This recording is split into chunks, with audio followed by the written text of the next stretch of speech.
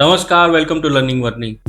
दोस्तों, जब से ट्रम्प ने टैरिफ का ऐलान किया है तब से पूरी दुनिया का स्टॉक मार्केट क्रैश हो रहा है। आप सबको पता होगा और आपने देखा भी होगा अगर इन्वेस्ट करते होंगे या स्टॉक मार्केट में इंटरेस्ट लेते होंगे कि इंडियन स्टॉक मार्केट जो है वो लगभग 4% गिरा। इसके अलावा वर्ल्ड स्टॉक मार्केट जो है वो पूरी तरीके से रेड है और आज ब्लैक मंडे का नाम दिया जा रहा है। रीज़न ये है कि आप अगर हम बात करें स्टॉक मार्केट गिरने का, तो हांगकांग का हैंगसेंग है वो 13% गिरा है और इस फॉल को संभालने के लिए चाइना का सोवरेन फंड जो है उसने इन्वेस्टमेंट किया है। आप सोचिए कि क्या कंडीशन होगी कि उसको संभालने के लिए जो कंट्री का सोवरेन वेल्थ फंड है वो इन्वेस्ट कर रहा है। दूसरी तरफ जापान का निकाई और ताइवान का टाईएक्स लोअर सर्किट लगा दिया और इसके बाद कुछ देर तक ट्रेडिंग बंद हो गई और कुछ देर बाद रिज्यूम किया गया। ये इसलिए होता है कि जब लोअर सर्किट लगता है तो जो ट्रेडर और इन्वेस्टर है उनको मौका मिले सोचने समझने का और इसके बाद से फिर ट्रेडिंग शुरू हो।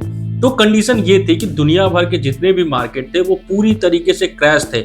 अभी फिर से डाउ जोन्स जो है, आज यूएस मार्केट दूसरे दिन खुला है और वो फिर से गिरा हुआ है 2-3% जब मैं वीडियो बना रहा हूँ। तो कंडीशन जो है वो बद से बदतर होती जा रही है शेयर मार्केट की और ये जो कंडीशन है वो इम्प्रूव होने वाली नहीं है, क्योंकि अभी जब ट्रम्प से क्वेश्चन पूछा गया कि जो फॉल हो रहा है स्टॉक मार्केट के अंदर उसको लेके वो क्या करेंगे, तो सुनिए ट्रम्प ने क्या कहा।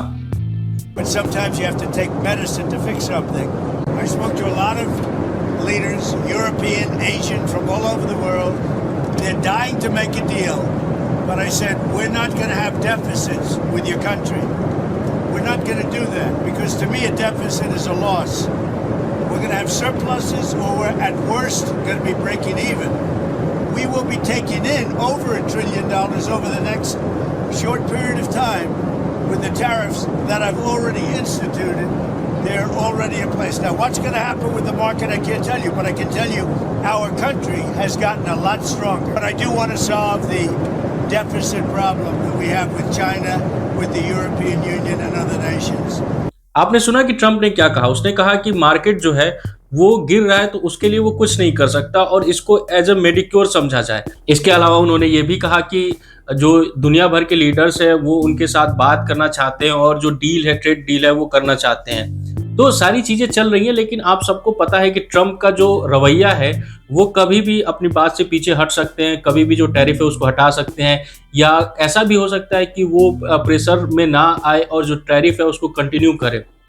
अभी जब स्टेटमेंट उनसे आया, क्योंकि कुछ जगहों से न्यूज़ ये आ रही थी कि जो ट्रम्प है वो कुछ दिनों के लिए ब्रेक दे सकते हैं पूरी दुनिया को कि जो रेसिप्रोकल टैरिफ है उसको कुछ दिन के लिए होल्ड कर सकते हैं, लेकिन ट्रम्प ने जवाब दिया कि ऐसा कुछ होने वाला नहीं है, जो टैरिफ है वो कंटिन्यू रहेगा। अब आप देख रहे होंगे कि दुनिया भर का मार्केट गिर रहा है, लेकिन स्पेशली जो एशिया के मार्केट है वो बहुत ज़्यादा गिर रहे हैं, चाहे वो जापान हो, वियतनाम हो, थाईलैंड हो, चाइना हो, इन सब का मार्केट जो है वो बहुत बुरी तरीके से गिर रहा है, लेकिन इंडिया के ऊपर इतना इफेक्ट नहीं है।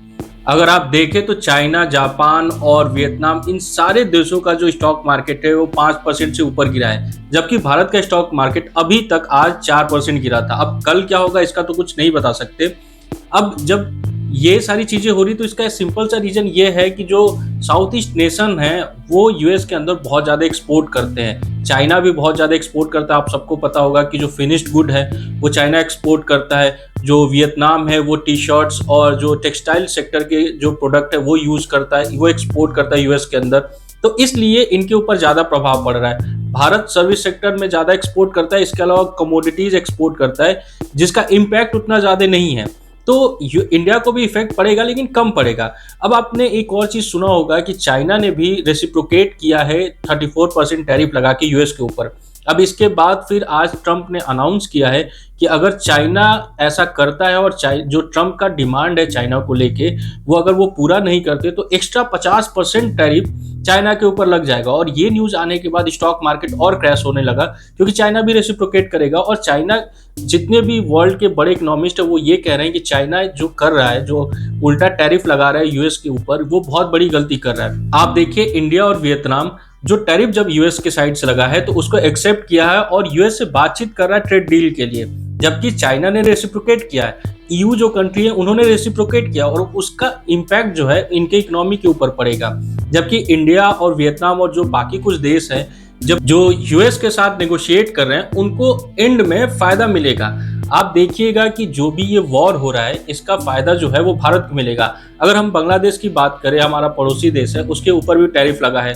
उसका टेक्सटाइल सेक्टर जो है वो यूएस के एक्सपोर्ट के ऊपर बहुत ज्यादा डिपेंड करता है और उनकी इकोनॉमी के बारे में आप सबको पता है कि क्या कंडीशन है। तो उन्होंने यूएस से रिक्वेस्ट किया है कि वो यूएस से जो कपास है, जो रॉ मटेरियल है टेक्सटाइल सेक्टर के लिए, वो खरीदेंगे।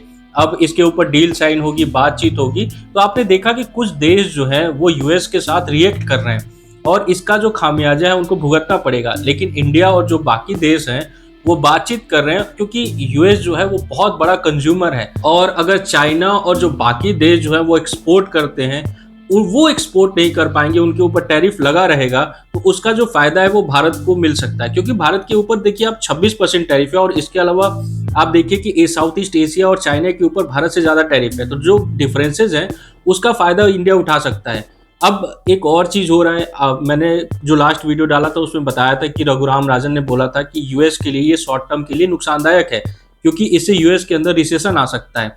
और अब दुनिया भर के बड़े बैंक और रेटिंग एजेंसीज हैं, उन्होंने भी कहना शुरू किया है कि यूएस के अंदर इसकी वजह से रिसेशन आ सकता है। जैसे जेपी मॉर्गन ने बोला है कि 60% चांसेस है कि रिसेशन आ सकता है। गोल्डमैन सैक्स ने बोला है कि 45%, एस&पी ग्लोबल ने 30 से 35% और एचएसबीसी बैंक जो है उसने लगभग 40% बोला है। तो ये चांसेस हैं रिसेशन के। अब ये तो इनके प्रिडिक्शन है, ये कुछ भी हो सकता है। ट्रंप अगर यहाँ से भी वापस अपना फैसला ले ले तो चीज़ें चेंज हो सकती हैं। लेकिन एक और चीज़ है कि दुनिया भर में जितनी भी इकोनॉमी है वो इस समय ट्रंप के इस टैरिफ की वजह से काफ़ी परेशान है। अब इसका जो इम्पैक्ट है वो यूएस के अंदर भी दिखने लगा है कि बहुत सारे लोग जो हैं वो ट्रंप के अगेंस्ट प्रोटेस्ट करना शुरू कर दिए हैं। अब ट्रंप इसको कैसे संभालते हैं ये देखने वाली चीज़ है। अब हम थोड़ी इंडिया की बात कर लेते हैं कि इंडिया जो है वो किस तरीके से इसको हैंडल कर रहा है। अगर हम इस समय देखें तो चाहे ईयू हो या एशियन कंट्री हो, हर जगह जितनी भी गवर्नमेंट है वो काफ़ी परेशान दिख रही हैं। लेकिन अगर हम इंडिया के अंदर देखें तो इसके बारे में बहुत कम चर्चा हो रही है। और इसका रीज़न ये है कि पहली रीज़न ये है कि आप जानते हैं कि मोदी जो है वो यूएस के दौरे पे कुछ दिन पहले गए थे और पीएम मोदी और जो प्रेसिडेंट ट्रंप है उनका रिलेशन काफ़ी अच्छा है। तो उन्होंने ट्रेड डील की बात की थी और उस ट्रेड डील के ऊपर बात हो रही है और चांसेस ये है कि 2026 तक हम यूएस के साथ एक ट्रेड डील साइन कर ले। दूसरी चीज़ कि इंडिया को कहीं ना कहीं इस टैरिफ से फायदा ही मिलेगा एंड में, क्योंकि चाइना जो है, जैसे कि हम पहले बात कर चुके हैं कि चाइना रेसिप्रोकेट कर रहा है और उसका इम्पैक्ट जो है वो चाइना की इकोनॉमी के ऊपर पड़ेगा, जो मैन्युफैक्चरिंग है उसके ऊपर पड़ेगा। और आप ये भी देखिए कि जो बांग्लादेश है या जो बाकी वियतनाम है, उनका टेक्सटाइल सेक्टर जब इम्पैक्ट होगा टैरिफ की वजह से, तो वहां पे इंडिया को चांस होगा कि उसका फायदा उठा सके। हालांकि इंडिया को इसका फायदा उठाने के लिए जो लेबर लॉ है उसको ठीक करना पड़ेगा, जो स्किल गैप है इंडस्ट्री के बीच में और स्टूडेंट्स के बीच में उसको भरना पड़ेगा, और जो इन्वायरमेंटल क्लियरेंस मिलने में बहुत ज़्यादा टाइम लगता है उसको दूर करना पड़ेगा। फिर जो रेड टेपिज्म है जो एडमिनिस्ट्रेशन के साइड से आता है उसको काउंटर करना पड़ेगा, इंफ्रास्ट्रक्चर डेवलपमेंट करना पड़ेगा। तो इन सारे चीज़ों के ऊपर अगर इंडिया काम करता है तो वो इस जो भी चीज़ें हो रही है वर्ल्ड एरिना में और टैरिफ लग रहा है इकोनॉमी के अंदर, तो उसका फ़ायदा हम उठा सकते हैं। अब इंडियन गवर्नमेंट के ऊपर है कि वो इसका फ़ायदा कैसे उठाती है। दोस्तों, अगर आपको हमारी वीडियो अच्छी लगी हो तो प्लीज़ लाइक और सब्सक्राइब करें, शेयर करें। धन्यवाद।